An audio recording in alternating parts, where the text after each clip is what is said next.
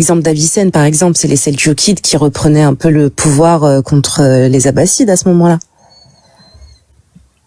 Donc c'est des grands penseurs qui ont été entre deux feux et qui ont été, oui, certes, instrumentalisés à travers le temps, mais on peut pas nier qu'ils aient existé, mais ouais, entre deux feux. Ça, on nous l'occulte. C'est pas du tout le propos, hein. C'est pas le Ça, on nous l'occulte. Non, mais je t'accorde qu'on occulte certaines choses et qu'on on occulte plein de choses. Par exemple, aujourd'hui, comment il s'appelle, Ibn Taymiyyah lui-même, il a été emprisonné, qui est le papa du salafisme aujourd'hui. Bah, il a été emprisonné pour ses positions, par les Ash'ari, tu vois.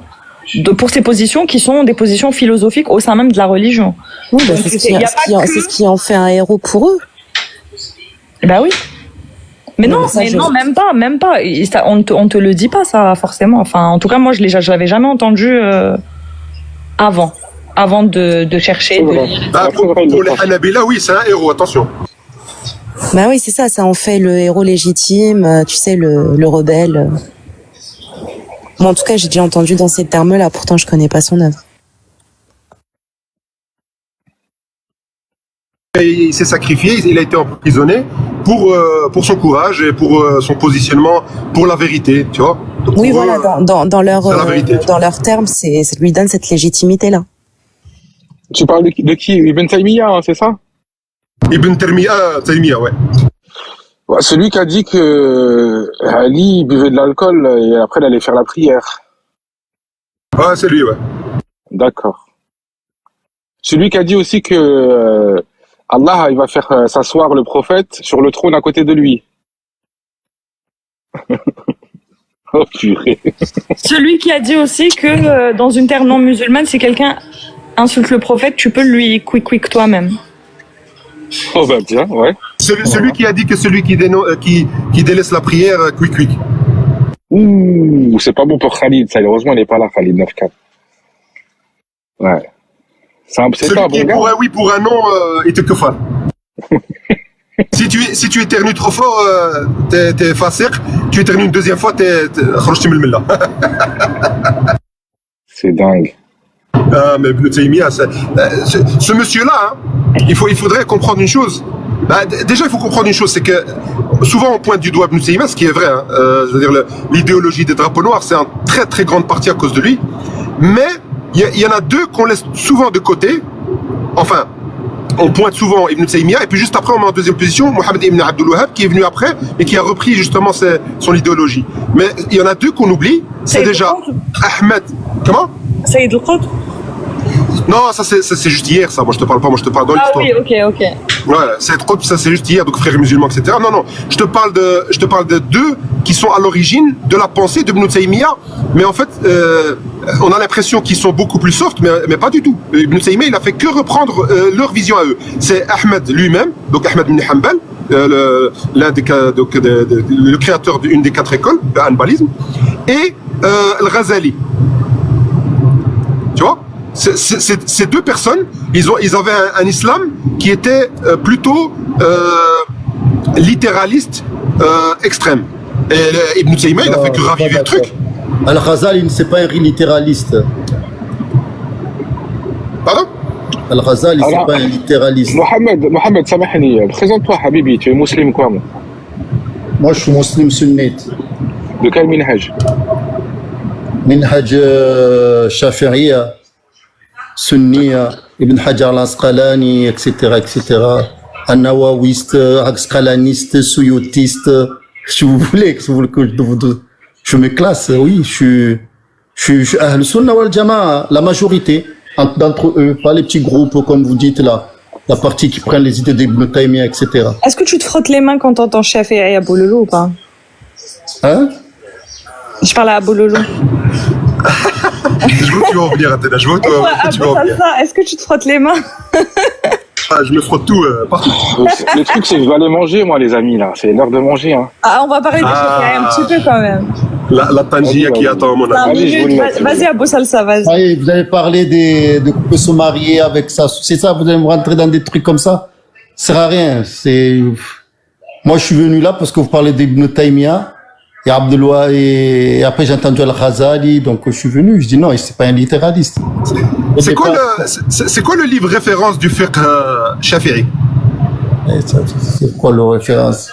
Il y a plusieurs livres, je sais pas. C'est toi, je Non, mais souvent, il y en a un qui est au-dessus. Il y a plusieurs livres. Il y a l'imam Shafi'i, il a fait un livre, ça s'appelle plusieurs, et il y a comme un et après, il y a des savants qui sont venus, ils ont refait des livres derrière.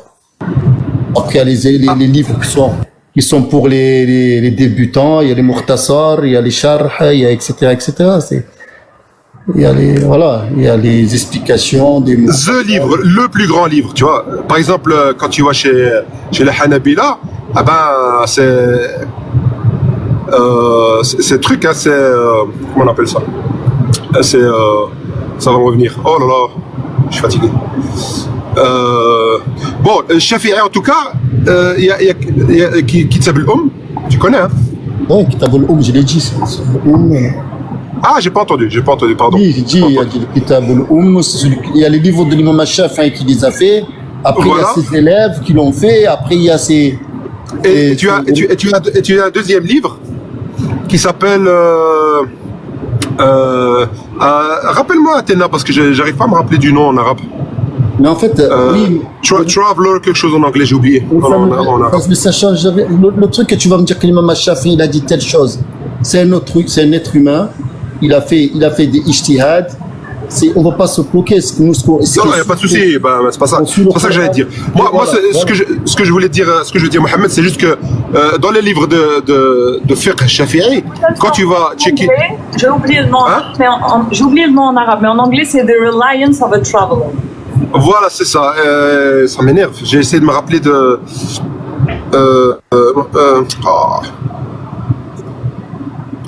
Ça va me revenir. Bref, dans ce livre-là, deux secondes, juste laisse-moi faire mon point. Je l'ai pas fait en fait. J'essaie de. En fait, c'est une intro pour te parler justement d'une partie de ce livre-là, tu vois. Il y a une partie qui parle du mariage des petites filles et qui donne des détails, tu vois. C'est un livre de fiqh très très précis.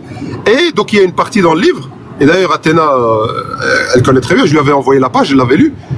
Qui dit que une femme, une petite fille, si jamais au moment de la consommation du mariage, elle se fait déchirer. Hachak, je suis désolé, mais c'est comme ça, c'est un livre de fiqh. Comme ils disent. Comme ils disent. Non, toi, tu vas la fermer ton micro, s'il te plaît, je suis en train de parler. Non, pas du tout, tu vas descendre tout de suite. Pas du tout, on se calme. Donc je termine. Dans ce livre-là, il te dit donc dans la partie mariage des petites filles, plus précisément, il te dit que si jamais l'homme rentre dans la femme qui est petite, hein, c'est une femme qui n'a pas encore ses règles, c'est une petite fille, et qui est hachak, comme ils disent les savants, la haya fi din. D'ailleurs, quand tu vas poser une question à un savant, il est capable de te sortir des dingueries devant toi, il te dit la haya fi din, c'est-à-dire il n'y a pas de honte en religion. Ah ben voilà, donc j'utilise les mêmes termes que eux, il n'y a pas de honte en religion, et il lui déchire, hachak, le V, c'est-à-dire son entrejambe, et l'arrière. Au point où tu vois la petite peau qui sépare les deux orifices, elle est déchirée. À partir du moment, ça donne envie de vomir, je sais en plus tu dois aller manger un tangia, je suis dégoûté de parler de ça à ce moment-ci. Mais bon. Dans ce livre-là, il te dit que si tu lui déchires cet orifice-là et que ça devient un seul orifice, bon ben tu dois payer une amende à son parent ou bien à son wali. Tu dois payer une amende.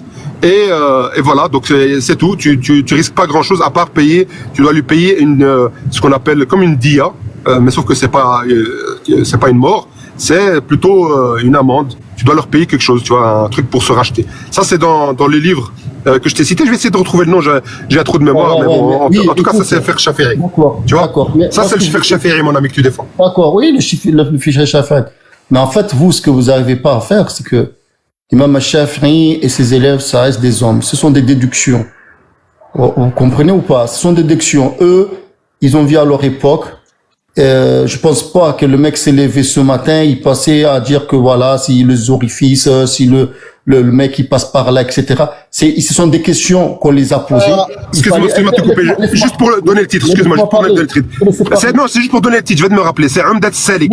Mais je t'ai pas dit c'est faux pour que tu me prouves où se trouve le titre.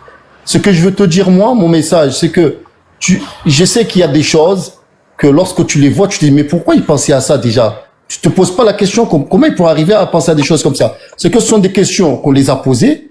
Eux, il fallait qu'ils ramènent des réponses. Et ils ont fait ce qu'on appelle des ijtihad, des déductions. Ce sont des déductions. La religion, les déductions, il y a le Coran et la Sunna, ça, et ce que Allah, il a dit, est-ce que le prophète, il a dit. Après, ce qu'il y a la déduction, oui. Mohamed, en fait, si les gens ils posaient ces questions, c'est parce que ça arrivait, c'est ça? Moi, de ce que je comprends, c'est pas possible qu'un homme se lève ce matin, à part s'il est malade mental, il se commence à se dire, il écrit un livre, il dit maintenant si le truc, comme il a dit là. Non, tu m'as pas compris. Attends, tu m'as pas compris. En vrai, si les gars ils posent cette question, c'est parce qu'ils pratiquaient ça, on est d'accord. Sinon, Oui, comment ils peuvent savoir ça? Ouais, Donc, il y a des musulmans qui claquaient le bassin de femmes de 9 ans ou de peut-être moins. Et ça faisait ça. Du coup, ils se sont dit, non, on va aller voir le Big Boss, il va nous expliquer. Culturel. Oui, c'était culturel. Voilà, d'accord. Donc, Et c'est pas que les musulmans. C'est halal. Oui, Je m'en fous des autres. Je m'en fous des autres. Les autres, je m'en fous. Oui, mais je suis d'accord avec toi. C'est que c'est culturel, c'est que à l'époque, c'est culturel, voilà. Dans les anciens temps, il couchait avec des enfants. Non, écoute. En fait, c'est pas dans l'ancien temps. Tu veux dire que c'est culturel. Par exemple, là, en Afghanistan, ça se fait. Parce que c'est leur culture parce qu'ils là-bas. ils ont gardé cette méthode-là. Est-ce que c'est halal pour eux de faire ça? Par exemple, moi, je suis chafirite. Écoute, moi, je suis chafirite et je suis comorien et on est chafirite et jamais tu vas voir qu'un homme de 20 ans, 25 ans va se marier avec un enfant de... D'accord. Bon, oui, parce que comme on a dit, c'est culturel. Par contre, en Afghanistan, ça les dérange pas. En Iran, ça les dérange pas. Il y a plein de pays où ça les dérange pas. Est-ce que c'est halal ou c'est haram? Islamiquement parlant. Les savants qui ont fait cette déduction en disant que c'est halal, eux, ils sont basés ça pour suivre ça. Non, toi, t'en penses quoi? Est-ce que c'est halal ou c'est haram de faire ça? Moi, je ne le ferai pas. Est-ce que c'est halal? C'est pas ce que je t'ai demandé. Ouais. Est-ce que c'est halal, islamiquement parlant, de monter sur une gamine qui a 9 ans ou moins? Est-ce que c'est halal? Moi, je ne le ferai pas. Après, c'est halal, c'est haram. Oui, la religion. Allah, il a dit que t'as le droit. La religion, elle permet qu'on monte une femme qui a ses règles. Du moment où elle a ses règles. Voilà. Donc, si elle nous a habitants, c'est bon. Dans le sunnisme, on trouve, je vais pas mentir, dans le sunnisme. Après, de me dire que moi, est-ce que moi je le ferai? Je le ferai pas. C'est pas ce que je dis. Mais ta religion, elle autorise qu'on puisse monter sur des gamines de 9 ans ou de 8 ans. Si elle a ses règles à 7 ans, c'est bon, tu peux lui tirer dessus.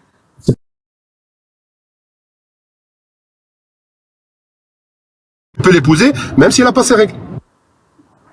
L'épouser, oui, non, je parle de consommation. Non, consommation sans les règles. Non. Oui, tu peux la consommer même si elle n'a pas ses règles, on le sait. Bien sûr. Mais pour lui, on va doucement. Moi, je connais pas ça. C'est vrai. 65-4, regarde. Moi, je connais pas, je dis pas que c'est faux, je dis je connais pas, j'ai jamais entendu ça. Moi, j'ai entendu ça à partir qu'elle a ses règles. Mais attends, t'as pas entendu ça, il vient te donner le verset, est-ce que tu l'as noté? Quel verset? Ah, il vient de dire 65-4. Voilà, il vient te la donner. Tu l'as noté? Tu vas aller vérifier ou pas? Mais lis-le-moi en arabe. J'arrive pas. Attends, vite fait, je vérifie. Tu m'as dit sur la toi? Faut faire tout le travail avec vous. Wallah, fais tes devoirs. Non, mais tu dois faire tes devoirs. Talak. Et il dit qu'il faut que tu peux te marier moins de 7 ans? Oui, il dit que tu peux monter sur une femme qui est impubère. Impubère, ça veut dire elle est en dessous du ketchup entre les deux jambes. Vas-y, douce, attends 2 secondes, Mohamed, le temps que tu vérifies. Douce violence, vas-y. Démute-toi, ouvre ton micro, douce violence. C'est bon, tu m'entends? On est soit 87 à t'écouter, vas-y. Carré, moi j'ai rien à dire à part la chatte à ta mère, gros fils de pute, tu vas voir quand ça va t'attraper, fils de pute, on veut pas de tes excuses, la chatte à ta mère, la pute. Tu vas voir si t'es un homme, on va voir si t'es un homme, moi Attends, on va voir si t'es un homme, nique ta mère, on va voir si t'es un homme, fils de pute. Oh là là. Quand tu parles toi, on va voir. Tu vas voir si tu vas pas t'excuser à genoux, ta mère la pute, tu vas voir, fils de pute, va. Tu vas voir. Ouais, tu vas voir. La tête à ma mère, bon, tu vas voir. Fini. Je promets devant Dieu, tu vas t'excuser à genoux. Ta mère, elle a le diabète, laisse-la tranquille, y'a Fils de pute, va. Voilà. C'est bon? Ah, il avait besoin d'extérioriser, Mskin, laisse-le. Ouh. Incroyable, hein. Ils sont virulents, les gars, hein. Madia Talak, verset combien? 65-4.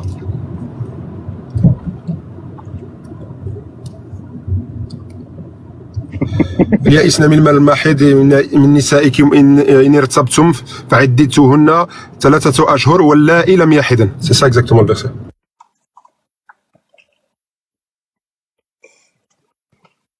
Lui, je t'ai revenu.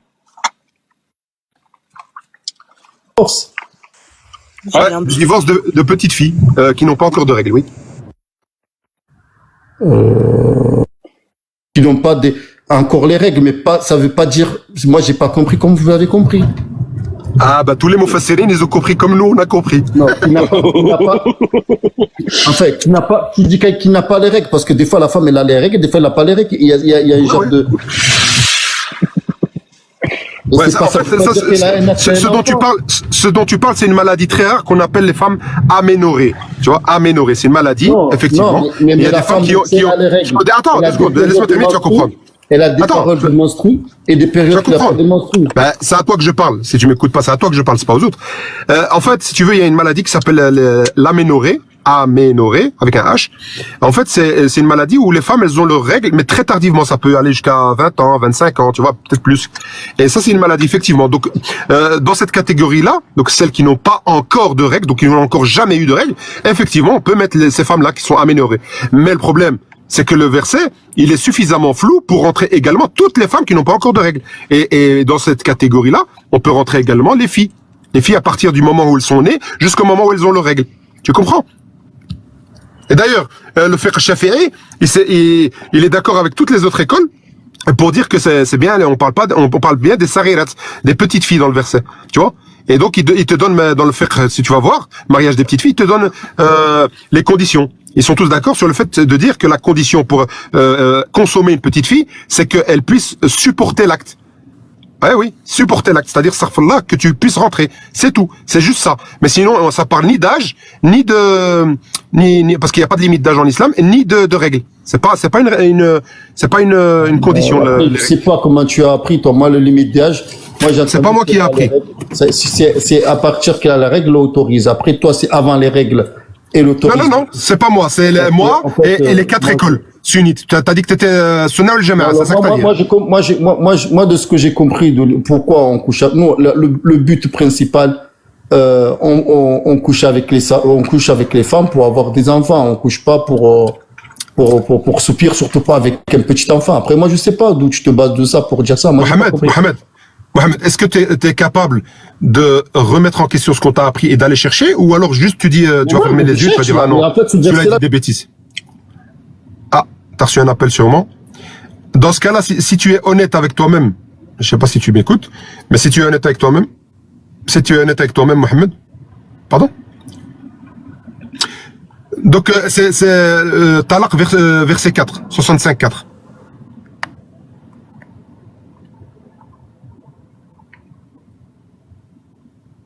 Ah ben voilà, Bouloulou il l'a fait à ta place. Ah là, on va faire les devoirs à leur place maintenant, ça va pas ça.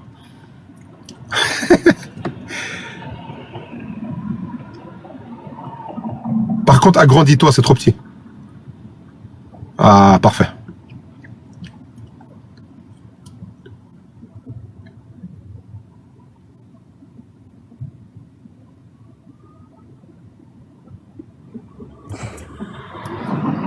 Tu vois, Mohamed?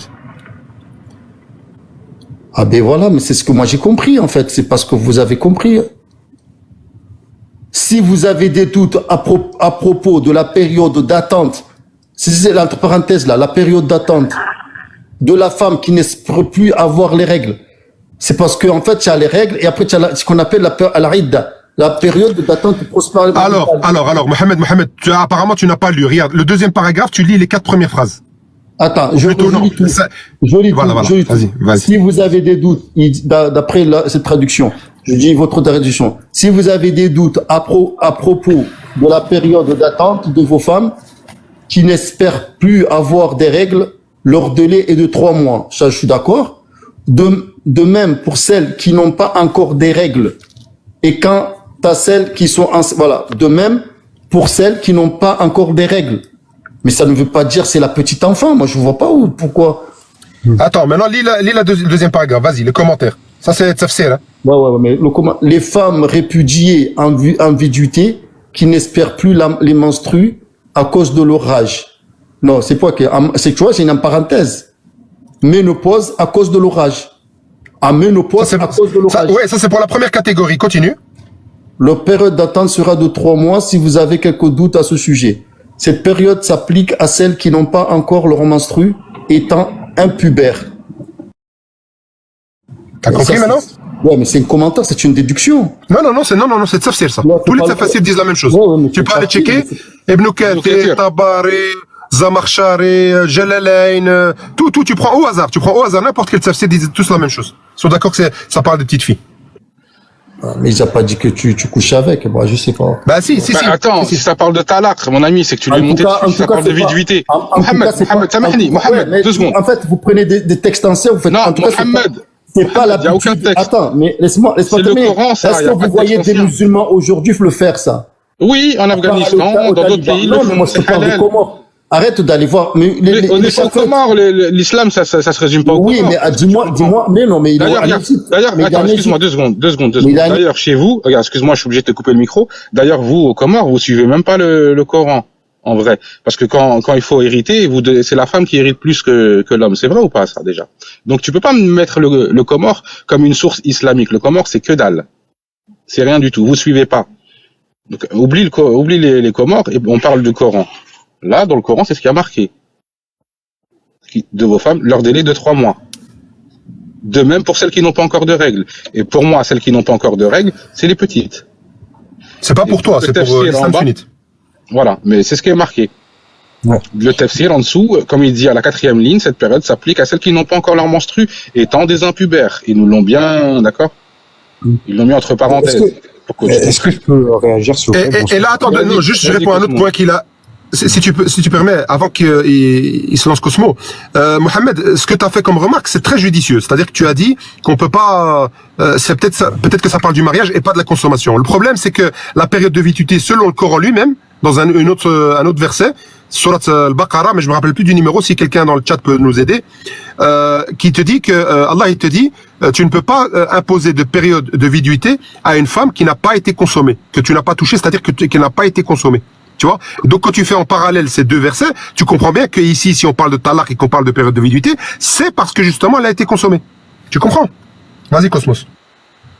En fait, dans le texte, quand on dit notamment de même pour celles qui n'ont pas encore de règles, on peut le lire tel qu'il est, comme ça, et effectivement, on a tendance à se dire que qu'elle ait ses règles ou non, bah, elle est concernée. Donc ça, c'est la première chose qu'on peut se dire, mais on peut se dire autre chose qui est la base du bon sens, qui est dans la phrase quand on dit de même pour celles qui n'ont pas encore de règles, mais qui attendent de l'avoir, mais qui sont en attente de l'avoir. Comprenez? Ça veut dire Non, c'est pas comme ça que ça marche. L'islam sunnite, c'est les tafsir en fait. C'est pas toi qui décides comment c'est en fait. Non, j'ai pas dit que je décidais en fait. C'est pas ce que j'ai dit. Fais une petite pause s'il te plaît parce que je dois partir. Je veux dire bonne soirée à tout le monde. Abou Loulou, merci pour l'accueil frérot. Ça c'est que la tangia que tu dois réchauffer malheureusement. Non, c'est bon, je vais y aller. Allez, prends soin de toi, à la prochaine. Juste pour information, le verset dont j'ai parlé tout à l'heure, c'est dans Ahzab 33, verset 49. Merci à Deux Cailloux qui l'a mis en bas. Donc tu peux checker, tu peux le rafficher si tu veux. Et comme ça, Mohamed a toutes les infos. Bonne soirée les amis et bon live. Bonne soirée. À plus mon frérot. Alors, Pas d'accord. En fait, de même. Cosmo, tu es quoi, Cosmo? Cosmopolite, tu es de quelle religion? Ah, moi, je n'ai aucune religion. Je me considère cosmopolite, justement. Ah ouais, d'accord. Okay. Mais c'est pas pour autant qu'on ne peut pas avoir une compréhension des textes. Moi, j'aime pas la viduité. J'aime pas la viduité, toi, Allah. J'aime pas la viduité. J'aime pas ce mot-là, ce terme, viduité. Fuck, vidange, Zama, vidange. Vidange, ouais. Oui, cosmopolite, vas-y, dépêche-toi. Je peux comprendre en fait que on peut l'analyser comme ça, le texte, dans la phrase qui dit de même pour celles qui n'ont pas encore de règles. Cosmo, il y a tout qui va dans ce sens, tu le sais ou pas? Alors, enfin, oui et non, parce que ça dépend ce qu'on décide de faire parler et ce qu'on décide de voir. Parce qu'on peut s'arrêter directement à ça, mais on peut aussi faire parler son bon sens qui impliquerait, surtout dans l'intitulé de la phrase, qui est « de même pour celles qui ». Et quand on dit dans la langue française de même pour celle qui, on suppose que, tu vois, de même pour celle qui, on suppose En que. plus. Donc on est obligé de continuer le raisonnement en se disant Wallah, regardez sans tapoter, ya Rabbi, wallah. Ni musulmans, ni rien, ils viennent nous défendre. Wallah, ils sont fous, les gens. Les amis, je vais manger un petit peu, pas d'accord? Athéna, tabarakallah alaykoum, bravo alaykoum, et à tout à l'heure, peut-être tout à l'heure, je relance un live, d'accord? On est 88 sur le live. Merci, pas d'accord. Merci, Khoya. Al-Warak, Tinku Grisme. Il n'y a pas de quoi, mon frère. Merci pour le suivi, Will. Merci. Ceux qui ne me suivent pas, suivez-moi, l'équipe. Ceux qui ne me suivent pas, suivez-moi. Bien, wesh, Will. Bien, wesh. C'est bien, c'est beau, c'est beau. Athéna? Elle n'est plus là, Athéna. Bye bye, Athéna. Pas d'accord? Pas d'accord aussi, il n'est plus là. Vas-y, je vous emmène avec moi. J'ai plus de batterie en plus, j'arrive même pas à charger avec vous. Là.